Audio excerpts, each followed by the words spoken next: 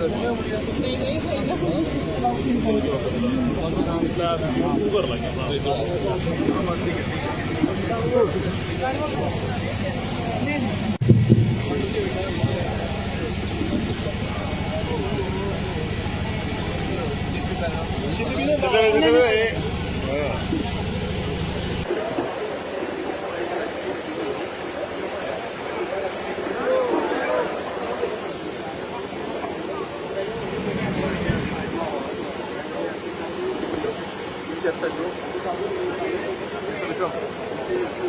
Programme रखा 11 साल बेमिसाल।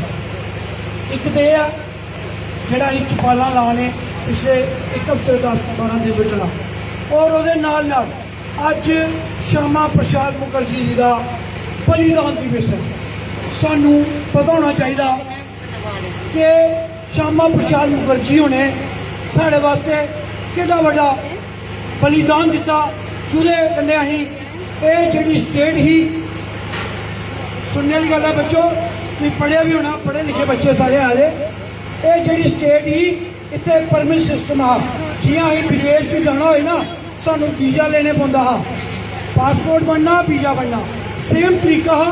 53 कोला पहले जिसले अहीं अपनी पंजाब च जाना होंदा इतने परमिट सिस्टम आ, बगैर परमिट अहीं आई नहीं सकते।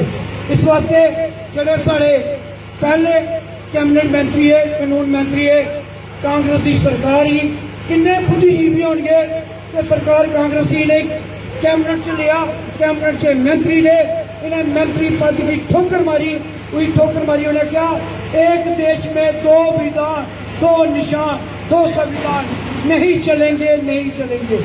उस गल की लिए कलकत्ता तो चले, कलकत्ता तो चले जिले ने परमिट तोड़िया, ये लखनपुर इन्हें की गिरफ्तार कर लिया और अज के दिन 23 जून की रसमई परिस्थिति इनकी हत्या की गई, इन्हें की मारिया गया।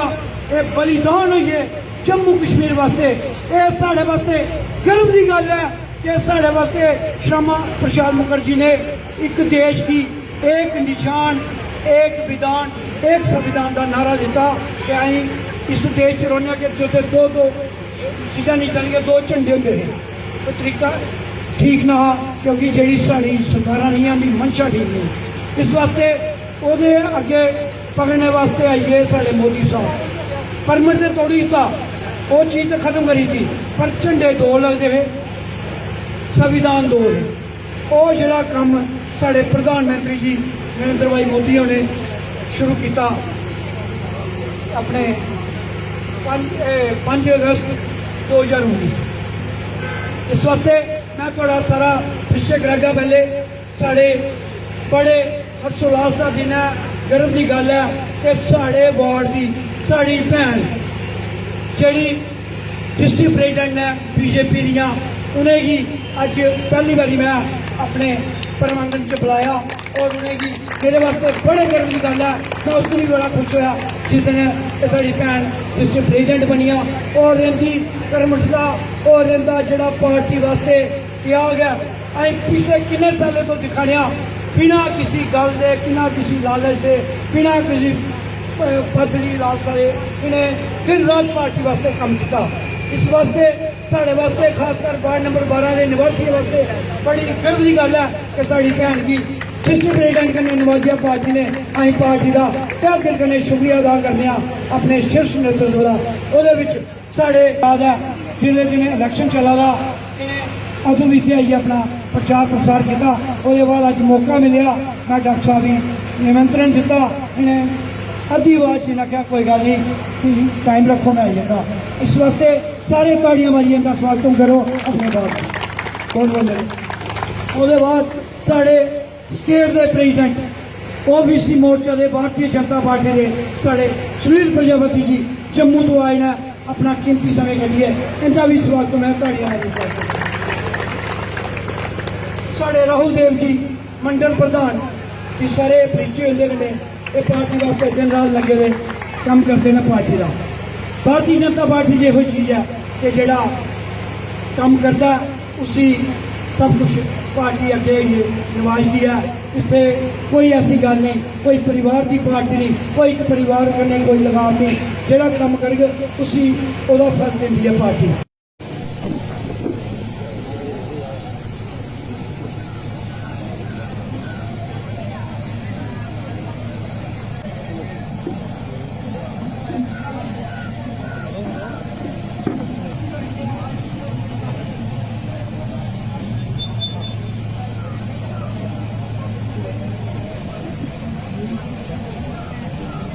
बाकी जो सारे पता होना चाहिए सारे हिंदुस्तान सारा कितना अगे गया। एक बड़ी दान दिवस मनाया जा रहा है डॉक्टर श्यामा प्रसाद मुखर्जी का, जिन्हें इस देश की एकता और अखंडता से अपने प्राणे की निशावर कर दिया है। 23 जून 1953 की उन्हें देश की एकता और अखंडता असे कुर्बानी की थी, और खासकर जम्मू कश्मीर से अज जो जम्मू कश्मीर के अंदर ये तिरंगा फहरा है, ये उनकी कुर्बानी की बदौलत होया। अगर और डॉक्टर श्यामा प्रसाद मुखर्जी 1953 के आइए इस कई परिषद आंदोलन की हवा नहीं देंगे, इस आंदोलन का नेतृत्व नहीं करते, तो शायद आज जम्मू कश्मीर भारत का हिस्सा नहीं होता। डॉक्टर श्यामा प्रसाद मुखर्जी बंगाल को चली आए, इस रावी के पुल के ऊपर लखनपुर के अंदर जिसले क्रॉस कर लगे, जम्मू कश्मीर पुलिस ने उसे गिरफ्तार कर लिया। उन्हें उनके कन्ने 5-6 लोगों की टीम और भी आई। उनके सारे पूर्व प्रधानमंत्री स्वर्गीय श्री अटल बिहारी वाजपेयी भी साथ थे, और भी 5-6 लोग थे। उन्होंने अटल बिहारी वाजपेयी सदिए बुलाया। उन्हें आख्या डॉक्टर श्यामा प्रसाद मुखर्जी ने कि मिस्टर अटल जाओ देश के अंदर संदेश दो कि डॉक्टर श्यामा प्रसाद मुखर्जी बिना परमिट के जम्मू कश्मीर में दाखिल हो चुके हैं, भले ही वो कैदी के रूप में हो। उन्होंने बोलिया कि डॉक्टर श्यामा मुखर्जी ने बलिदान दिता कश्मीर में, अज साढ़े हथ तिरंगा है, और पूरे कन्या के रखी साढ़ा एक कार्यक्रम आता कि मोदी सरकार के हुई 11 साल। ये साढ़ा कार्यक्रम शुरू होया 16, 17, 18 ये चला ही कर रहे हैं। चुपाल की होंगी मेरे जिन्हें भरा सारे पता चुपाल की होंगी, खड़े थले बेइए साढ़े बुजुर्ग गल्लां बातां करते, चर्चा करते कि जानकारी देंगे देश के बारे समाज बारे, उसी बोलते चुपाल। मोदी बड़े समाज साढ़े प्रधानमंत्री उन्हें सरकार का नाम ही देता चुपाल के चर्चा। वो भी शिंदे बड़े समान निकले, इस मतलब पहले चुपाल में करवाई हुई है, इन्हें क्या अज ही कर लो, ठीक है लग गया तो चलो नहीं ठीक है, जनरल लगे था ML साहब आ गए, सारे प्रदेश अध्यक्ष आ गए, तो चलो चुपाल की जरूरत अच्छी बैठी चुपाल तो बड़ी बड़ी मुबारक शिंदे भई है। और थोड़ी मैं इस हिम्मत का जुझारूपन है काम करने का तो बड़े मुबारकबाद देंगे, शुभकामना भी देंगी। ये 3 कार्यक्रम है अज। बाकी मेरे बाद साढ़े ML साहब बोलना साढ़े जम्मू जाए बड़े के सतीबी इन्हें जो चलिया ना वो कई योजना चली वो विश्वकर्मा मेरे भी बहुत ज़्यादा नहीं परेशान कोई नहीं किया होना दिन की 10 असी रोज फोन तो इन्हें इन्नी सहनशीलता ना कभी ना उठे नहीं जवाब देता। मैं रात 10 बजे जो कोई आके इतने कैंप लगे तो 10 बजे फोन कर देना, हाँ भैन जी दसो पर यह गल मनना पौनी कि बीजेपी का आटा बनने वास्ते सहनशीलता बड़ी चाहिए, मेरी थोड़ी घट है। और वो सामने बैठे गए जम्मू के नेता दास साहब, इन्हें कुछ सुनना है और बड़ी समाज मुस्कुराते हुए सुने, ये बोर नहीं हो, रोटी बनी तैयार हो गई है, बड़िया कम की गल्लां ने तुसें दस्सियां। एक बार तो सामने बड़ा मैं आभार प्रकट करनी इन्नी गर्मी के विच शिंदे भैया एक अपने बच्चों से इन्नी संख्या से इकट्ठे हुए, रोटी भी बनानी हो, डिनर का काम तो अज मुकी गया, घरे रोटी तो बनानी हो, भाषण तो सुनो चुप जाओ करिए। लगता है कि मोदी सरकार अपने काम गा के बताते हैं। 2014 में जब भारतीय जनता पार्टी की केंद्र में सरकार आई और नरेंद्र मोदी जी हमारे प्रधानमंत्री बने तो उन्होंने सबसे पहले क्या काम किया था, जब वो शपथ लेने जा रहे थे तो उन्होंने संसद की जो सीढ़ियां थी नीचे झुक के माथा टेके क्या कहा सबसे पहले कि मेरी जो सरकार होगी ये गरीब कल्याण के लिए समर्पित होगी, गरीबों को समर्पित होगी। और वो सरकार ने करके दिखाया। अगर आप पिछले 11 साल का उनका कार्यकाल देखें, क्योंकि उन्होंने 11 साल में किया क्या है, उन्होंने हमारे जो आम आदमी है, गरीब लोग हैं, उनकी जिंदगी को आसान बनाया। आम आदमी जिंदगी को जब आसान कोई सरकार बनाती है तो वो सरकार को ज्यादा लोगों के पास फिर वोट मांगने के लिए या फिर ज्यादा इतना कुछ कहने की जरूरत नहीं पड़ती। लोग जनता खुद ब खुद, क्योंकि सरकार जब पहली बार 282 सीटें लेके आई, फिर उसके बाद 303 सीटें लेके आई, फिर विपक्ष ने कुछ गलत तीसरी बार प्रोपेगेंडा चलाया, लेकिन फिर भी हमारी सरकार बनी केंद्र में। और अगली बार भी देखोगे आप 300 से प्लस सीटें आएंगी, क्योंकि भारतीय जनता पार्टी जो नरेंद्र मोदी जी की सरकार है, ये हमेशा सेवा, सुशासन, गरीब कल्याण को समर्पित रही है। क्योंकि विकसित भारत का जिन्होंने सपना देखा है, पहली भी सरकारें रही हैं, क्या पहली सरकार का कोई ऐसा विजन था कि जिन्होंने पहले विजन लेके चलते थे कि हम 2047 में भारत को विश्व गुरु बनाएंगे? कभी आपने सोचा था कभी ऐसा कि सरकार ऐसा बोलती है कि हमें अपने देश को अमेरिका से भी ऊपर लेके जाना है? क्योंकि 60 साल, एक तरफ आप 60 साल कांग्रेस सरकार के, दूसरी सरकारों के रखो और 11 साल मोदी सरकार के रखो, तो आपको साफ फर्क नजर आएगा कि 60 साल के कार्य से ज्यादा जो 11 साल मोदी सरकार है, इसमें देश ने ज्यादा तरक्की की है, देश के ज्यादा डेवलपमेंट के काम हुए और देश ने विश्व में ऊंचाइयों को छुआ। किसी मोर्चा के प्रेरण साहब भी बैठे, उन्होंने बड़ी अच्छी बातें रखी।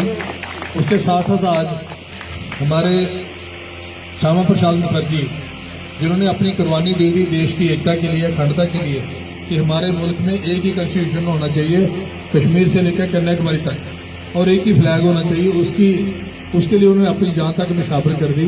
आज उनका भी बलिदान दिवस है, हम उनको भी याद कर रहे हैं। और उसके साथ साथ मैं कहूँगा कि जब सितंबर में इलेक्शन हुआ था, यहाँ ही मीटिंग हुई थी, और उस मीटिंग के बाद मैंने कहा था कि हम दोबारा मिलेंगे, तो आज ये मौका हमें दिया इन्होंने, विनोद जी ने, मैं इनका भी शुक्रिया अदा करता हूँ। और आप सभी लोग इतनी गर्मी में सारे आए, आपका बहुत बहुत शुक्रिया। प्रधानमंत्री जी ने जो जो काम किए हैं वो हम सभी के सामने हैं। उन्होंने बड़ा खोल के बता दिया विस्तार से कि किस तरीके की परिस्थितियाँ हैं कंट्री की, किस तरीके का हमारा कंट्री प्रोग्रेस कर रहा है, चाहे वो डिफेंस सेक्टर हो या बाकी सोशल सेक्टर में डेवलपमेंट हो, हेल्थ कार्ड की बात की, या फ्री राशन देना 80 करोड़ लोगों को, 142 करोड़ आबादी है, उसमें से 80 करोड़ लोगों को लगातार राशन देना, ये मैं समझता हूँ बहुत बड़ा चैलेंज है। और पूरी दुनिया में ऐसा प्रोग्राम कहीं भी नहीं है कि 80 करोड़ लोगों को कोई राशन दे। ये मैं मानता हूँ कि ये प्रधानमंत्री मोदी जी कर सकते हैं। उसके साथ साथ पेंशन का किया, और इतने जगह, जिस जगह भी जाओ, किसी भी स्टेट में जाओ, हर जगह रोड के काम लगे हुए हैं, और इतनी जोर शोर से काम लगे हुए हैं कि लगता है मोदी साहब को बड़ी जल्दी है कि किस तरीके से हमारा मुल्क और ज़्यादा तरक्की करे, किसी भी स्टेट में चले जाए। मैं पीछे सिक्किम में गया था जब इलेक्शन से पहले, उसके बाद मैं गुवाहाटी चला गया आसाम में, फिर साउथ में चला गया, गोवा चला गया, हर जगह काम लगे, जिस तरह हमारे जहाँ काम लगे हैं हर जगह काम लगे हैं। और एयरपोर्ट जो है पिछले 20-22 या 25 होते थे, आज 200 के करीब एयरपोर्ट हमारी कंट्री में हो गए। और प्रधानमंत्री आवास योजना जो ग्रामीण और अर्बन है, पहले मैं 1,98,000 घर, जम्मू कश्मीर को इस साल 1,98,000 घर बन गए, तो पहली बार मतलब 2 लाख लोगों को घर मिलना एक साल में बहुत बड़ी बात है। उस तरह JJM की स्कीम है, पानी की जो स्कीम है, वो भी अभी जो उसकी नीयत साफ हो और बड़ी ध्यानदारी से भी काम कर रहा हो। अदरवाइज प्रधानमंत्री थोड़े लचीला रुख अपनाएं तो मिनिस्ट्रियाँ काम नहीं करती, लेकिन यहाँ मिनिस्टर सारे डरते हैं कि अगर हमारी प्रोग्रेस कम होगी तो प्रधानमंत्री हमें डांटेंगे और देश हमें क्या करे। इसलिए आज जो मुल्क है हमारा सुरक्षित है प्रधानमंत्री मोदी जी के हाथों में। और जिस तरह हमने देखा कि 22 अप्रैल को कुछ लोगों ने हमारे जो पहलगाम में आए थे सैर करने बच्चे, उनका निहत्थे लोगों का कत्ल किया, और प्रधानमंत्री जी ने कहा था कि ये करके जिन्होंने किया बहुत बड़ी गलती किया और उसकी सजा जरूर मिलेगी। और 2 साल लगाए, 2 महीने लगाए, 15 दिन के अंदर अंदर पाकिस्तान के अंदर घुस के प्रधानमंत्री जी ने वो बदला लिया और उनके तकरीबन 9 एयरपोर्ट तबाह कर दिए और 90 घंटे के अंदर अंदर पाकिस्तान ने घुटने टेक दिए कि हमारे साथ बात करो और चीज भाई करो। हाँ, ना बड़ी मशीन आ सकती है ना छोटी आ सकती है। छोटी आ सकती है नहीं, छोटी उन्होंने कहा नहीं आ सकती। अच्छा चलो, वार्ड नंबर 8 में भी लगाएंगे और वार्ड नंबर हमारी डिस्ट्रिक्ट प्रेसिडेंट कह रही थी वार्ड नंबर 11 और 12 के बीच में भी महल्ला है, वहाँ भी पानी की प्रॉब्लम है, वहाँ भी बोरवेल लगाएंगे। और जहाँ विनोद जी कह रहे थे जहाँ भी जो कहेंगे इस वार्ड में भी 2 बार लगा देंगे बोरवेल। और जो बोलिंग को कहा बोलिंग को इसी हफ्ते हम करवाएंगे, उसका शुरुआत सफाई करवाएंगे।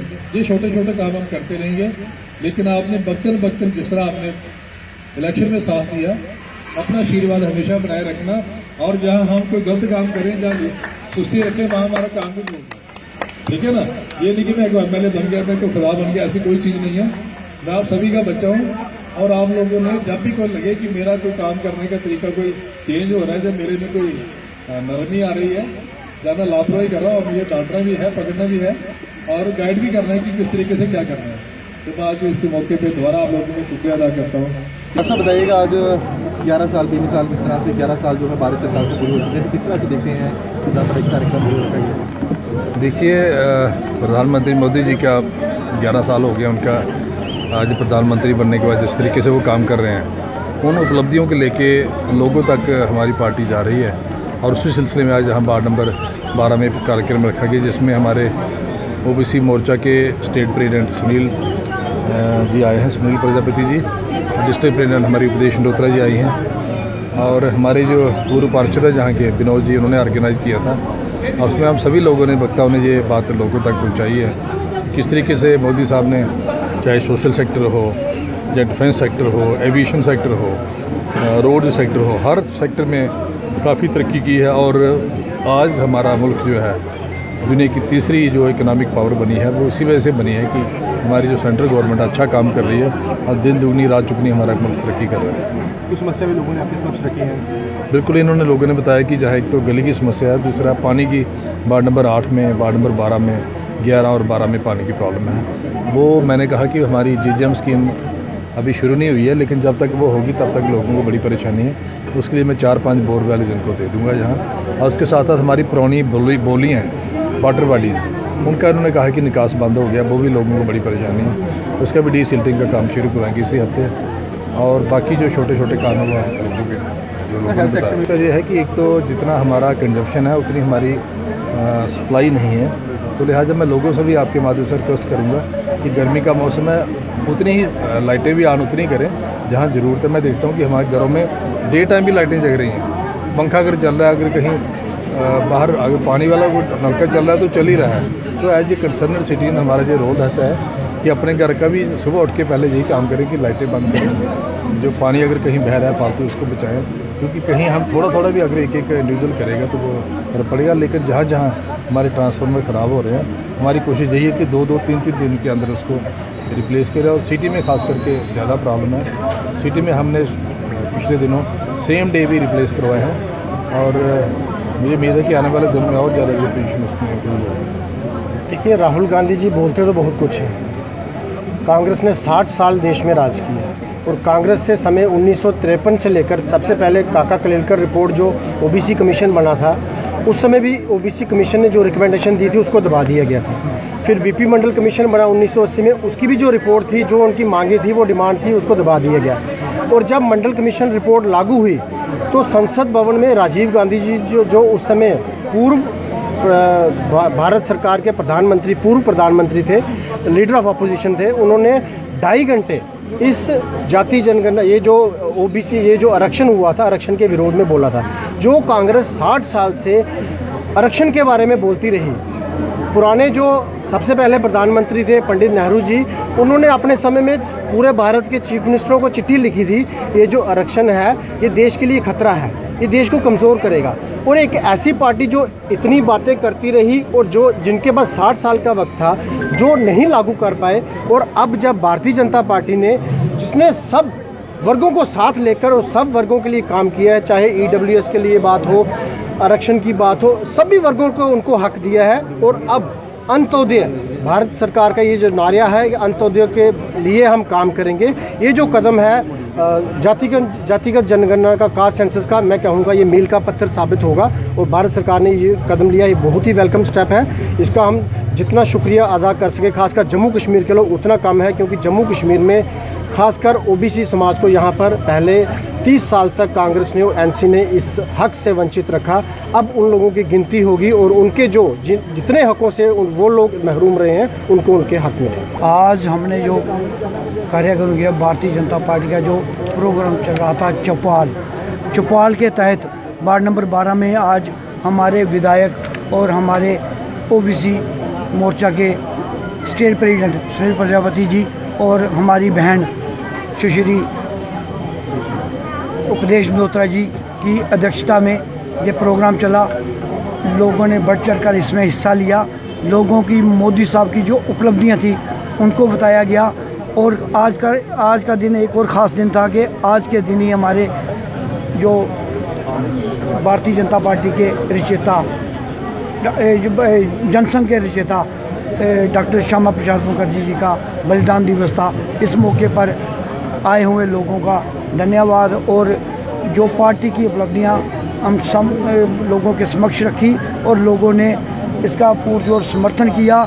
और लोगों की चाहत है कि ऐसा ही देश जैसे भारतीय जनता पार्टी ने और मोदी साहब ने विकसित भारत की जो प्रण लिया उसको देखते हुए लोगों का साथ मिल रहा है। और लोग चाहते हैं कि 2047 में जैसे विश्व गुरु बनने का जो सपना देखा है भारतीय जनता पार्टी ने और ख़ासकर मोदी जी ने, उसका साथ दे रहे हैं लोग। और इसी उम्मीद के साथ मैं लोगों का धन्यवाद करता हूं कि लोग इनका साथ दें और बढ़ चढ़ कर जो हिस्सा लिया इसका लोगों का भी धन्यवाद।